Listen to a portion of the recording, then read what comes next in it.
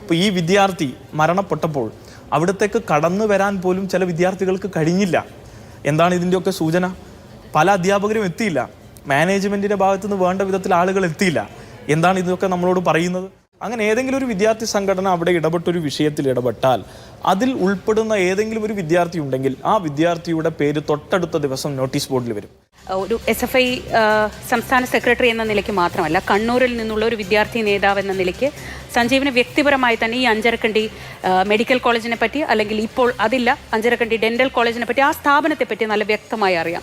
ഇതൊരു രാവണൻ കോട്ട വല്ലതുമാണോ സഞ്ജീവ്? കാരണം നമ്മൾ ഇപ്പോൾ ഈ ഒരു ദിവസം പലയിടത്തു നിന്ന് ഞാൻ അവിടെ പഠിക്കുന്ന വിദ്യാർത്ഥിയുമായിട്ടൊക്കെ സംസാരിച്ചു. അപ്പോൾ അവരൊക്കെ പറയുന്നത് ഇത് എത്രയോ കാലമായി നടക്കുന്ന കാര്യമാണ്. നമുക്ക് ആ കോളേജിൻ്റെ എങ്ങനെയാണ് അംഗീകാരം പോയ സാഹചര്യമൊക്കെ നമുക്ക് ഓർമ്മയുണ്ട്. മാതൃഭൂമി അടക്കം വളരെ വ്യക്തമായി ഒരുപാട് വാർത്തകൾ അതിനെതിരെ നൽകിയിരുന്നു. അംഗീകാരം നഷ്ടപ്പെട്ടു. ഒരു നമ്മുടെയൊക്കെ സമൂഹം വിദ്യാർത്ഥി രാഷ്ട്രീയത്തിലൂടെയൊക്കെ വന്ന ഞാൻ ഉൾപ്പെടെയുള്ള പലർക്കും അറിയാവുന്നതുപോലെ ഇങ്ങനൊരു കാര്യമുണ്ടെങ്കിൽ അവിടെ ഒരു ശബ്ദമുയരാത്ത വിധം അതൊരു രാവണൻ കോട്ടയായി മാറിയത് എങ്ങനെയാണ്? ഒന്ന് നമ്മൾ മനസ്സിലാക്കേണ്ടത്, ലക്ഷക്കണക്കിന് രൂപ തലവരി പണം വാങ്ങിയ ചരിത്രമുള്ള ഒട്ടനവധി ക്യാമ്പസുകളിൽ ഒന്നായിരുന്നു ഇത്. ഇതിനെതിരെ കേരളത്തിൽ ഇടതുപക്ഷ സർക്കാർ നിലപാടെടുത്തതിൻ്റെ ഭാഗമായി അന്നത്തെ ആരോഗ്യമന്ത്രി ശൈലജ ടീച്ചർ ഉൾപ്പെടെ, കേരളത്തിൻ്റെ ബഹുമാന്യനായ മുഖ്യമന്ത്രി ഉൾപ്പെടെ നിലപാടെടുത്തതിൻ്റെ ഭാഗമായാണ് അന്ന് ഇത്തരം പ്രവണതകളെല്ലാം അവിടെ അവസാനിപ്പിച്ച് MBBSൽ സംഭവിച്ചിട്ടുള്ള അപാകതകളൊക്കെ മാറ്റി. ഇപ്പോൾ അന്ന് അവിടെ MBBSന് പഠിക്കുന്ന കുട്ടികൾ പോസ്റ്റ്മോർട്ടം പഠിക്കുക വീഡിയോ വെച്ചായിരുന്നു. അപ്പോൾ അതുൾപ്പെടെ ചോദിച്ചപ്പോൾ കൃത്യമായി ഉത്തരം നൽകാത്ത ഒരു മാനേജറുമായിരുന്നു അന്ന് അവിടെ ഉണ്ടായിരുന്നത്. അപ്പോൾ വിദ്യാർത്ഥികളുടെ അവകാശങ്ങളെ ഒന്നും മനസ്സിലാക്കാതെ വിദ്യാഭ്യാസം കച്ചവടമാക്കുക എന്ന വലതുബോധത്തിൻ്റെ ഏറ്റവും പ്രധാനപ്പെട്ടൊരു വക്താവും അതിൻ്റെ ക്യാമ്പസുമായിരുന്നു അഞ്ചരക്കണ്ടി ഗവൺമെൻറ് മെഡിക്കൽ കോളേജും അതിൻ്റെ ചുറ്റുവട്ടത്തുള്ള ഡെൻ്റൽ, മറ്റ് ഒട്ടനവധി ക്യാമ്പസുകൾ അതിനുള്ളിലുണ്ട്, എഞ്ചിനീയറിംഗ് ഉൾപ്പെടെ. അപ്പോൾ ഇതൊക്കെയും ഉൾച്ചേർത്ത് വെക്കുന്ന ഒരു വലിയ ക്യാമ്പസ് പ്രതലമാണ്. ആ ക്യാമ്പസിൻ്റെ ഉള്ളിലേക്ക് ഒരു വിദ്യാർത്ഥി സംഘടനക്കും ആക്സസ് ഇല്ല. അങ്ങനെ ഏതെങ്കിലും ഒരു വിദ്യാർത്ഥി സംഘടന അവിടെ ഇടപെട്ടൊരു വിഷയത്തിൽ ഇടപെട്ടാൽ അതിൽ ഉൾപ്പെടുന്ന ഏതെങ്കിലും ഒരു വിദ്യാർത്ഥി ഉണ്ടെങ്കിൽ ആ വിദ്യാർത്ഥിയുടെ പേര് തൊട്ടടുത്ത ദിവസം നോട്ടീസ് ബോർഡിൽ വരും. ആ നോട്ടീസ് ബോർഡിൽ വരുന്ന അയാൾ അച്ചടക്ക രാഹിത്യം കാണിച്ചുവെന്നും അച്ചടക്ക വിരുദ്ധമായി പ്രവർത്തിച്ചുവെന്നും കോളേജിൻ്റെ ഡക്കറത്തിനെതിരാണെന്നും എന്ന നിലയിലേക്ക് അദ്ദേഹത്തെ കോർണർ ചെയ്തുകൊണ്ട് പിന്നീട് അയാളെ വ്യത്യസ്ത കാരണങ്ങൾ വെച്ച് ടാർഗറ്റ് ചെയ്ത് അവിടുന്ന് പുറത്താക്കുന്ന സ്ഥിതിയാണ് ഉണ്ടാവുക. അതിന് ഈ കാരണം തന്നെ ആവണമെന്നില്ല, അതിന് പല കാരണങ്ങൾ ഇവർ ഉപയോഗിക്കും. ഇൻറ്റേർണൽ കുറവ്, അറ്റൻഡൻസ് കുറവ് എന്നങ്ങനെ വ്യത്യസ്ത കാരണങ്ങൾ. ഇന്നിപ്പോൾ ഇൻറ്റേർണലും നമ്മുടെ സെമസ്റ്റർ സിസ്റ്റത്തിൻ്റെയൊക്കെ ചില പരിമിതികൾ ഉപയോഗിക്കുന്നവരായി ഇത്തരം മാനേജ്മെൻറ്റുകളും അധികാരികളും മാറിയിട്ടുണ്ട്.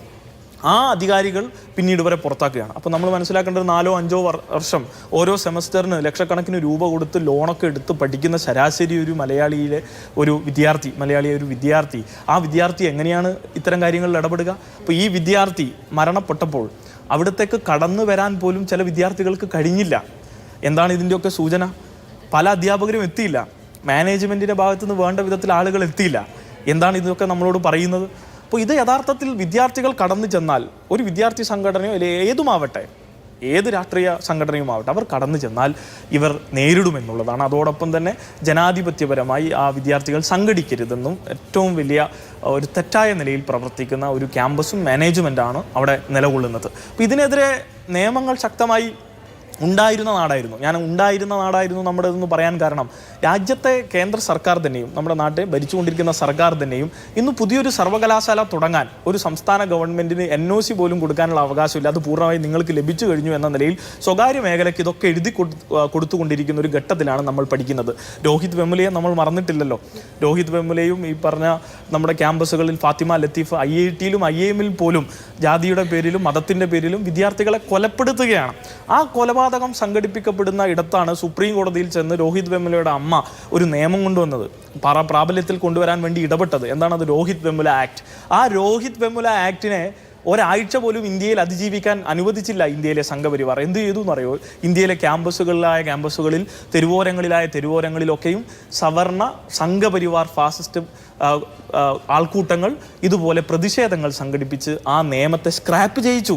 അത് നടപ്പിലാക്കണമെന്ന് ആവശ്യപ്പെട്ടുകൊണ്ടിരിക്കുകയാണ് SFI ഉൾപ്പെടെയുള്ള സംഘടനകൾ. ഇപ്പോൾ രാജ്യത്തെമ്പാടുമുള്ള ക്യാമ്പസുകളിൽ ഇത്തരം മതവിഭാഗങ്ങൾക്കെതിരെ, ജാതി വിഭാഗങ്ങൾക്കെതിരെ നടക്കുന്ന അക്രമങ്ങൾ ചെറുക്കപ്പെടേണ്ടതുണ്ട്. ഈ ബോധമാണ് പ്രശ്നം. ആ ബോധം നമ്മൾ കരുതേണ്ട ഈ പറഞ്ഞ ക്യാമ്പസിൽ മാത്രമാണ്. നമുക്കറിയാം, കഴക്കൂട്ടത്ത്, കാര്യവട്ടത്ത് 20 വർഷം സംസ്കൃതം പഠിച്ചൊരു വിദ്യാർത്ഥിയെ മുഖത്ത് നോക്കിയിട്ട് സംഘപരിവാറുകാരിയായ ഒരു അധ്യാപിക പറയുകയാണ്, നിനക്ക് സംസ്കൃതം നീ പഠിക്കേണ്ടതല്ല, അത് ദേവഭാഷയാണ്, നീ അതിൽപ്പെട്ട ഇന്ന ജാതിയിൽപ്പെട്ട അത് പഠിക്കാൻ പാടില്ല, പണ്ടൊക്കെ നിങ്ങൾ പഠിച്ചിട്ടുണ്ടെങ്കിൽ നിങ്ങളുടെ ചെവിയിൽ ഈഴമൊഴിക്കുന്ന ചരിത്രമായിരുന്നു ഉണ്ടായിരുന്നതെന്ന് പറയുന്ന തരത്തിലേക്ക് ഇത്തരത്തിൽ അന്തരീക്ഷം മാറുകയാണ്. ആ അന്തരീക്ഷം എങ്ങനെ മാറുന്നു എന്നുള്ളതിൻ്റെ റൂട്ടിലേക്ക് പോകണം എന്നുള്ളതാണ് കേരളത്തോടും നിങ്ങളോടും എനിക്ക് ആവശ്യപ്പെടാനുള്ളത്.